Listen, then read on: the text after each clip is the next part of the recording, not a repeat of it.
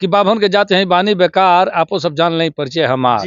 गांव हो सकतुआ सकतुई डा खाना, जिला है देवरिया तरकुलवा है थाना, नाम बासा मसवारी में घर बा। देख ली देख ली अगल बगल आगे सामने से लेकर छतों पर दिखाई होगी ऊपर लगा छत पर चारों तरफ बासे बा। बासे बसवा ना। तो नाम बासा बसवारी में घर बा, जागी ले रात भर चोरन के डर बा।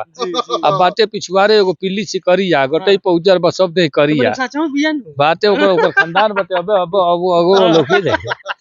बाटे पिछुआरे एगो पिल्ली सिकरिया, गटई पर उजर बा सब दे करिया, भौंके ना धीरे से धरे कपोच के आवे भौंकत है भाई बच के। आ देखते में ओकरा के होला बुखार, आपो सब जान नहीं परिचय हमार। अब 12 महीना अनहरिये के आस बा, चारू ओर बांस खूब जाह कंजास बा।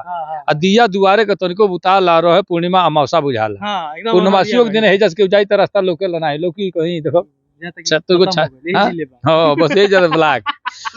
आ एक बेर हित जिन भादो में आवे, जिंदगी में फिर को मुंह न दिखावे। आ दिनहु में मच्छर फुला देला काट के, कितने लोहला दरी उलाट के।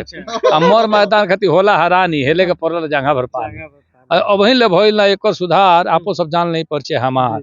125 घर बाटे आबादी, कौन कौन जात बाटे सगरो बता दी।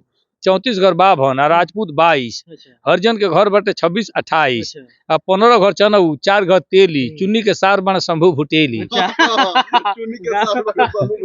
3 घर बढ़ई या कमकर के तीनी, 12 गो घर को हरौटी के गिनी, 4 घर गोड़ बने चाहे कहार। आपको सब जान नहीं परिचय हम तुम्हारी जनगणना को के रखले तो 34 घर बाभन कहबे कने, राजपूत 22, हरिजन के घर बाटे 26-28, सब जोड़ल काउंटिंग कइल बा। में आगे पीछे नहीं जनगणना एकदम सटीक बा। जी बिल्कुल सटीक।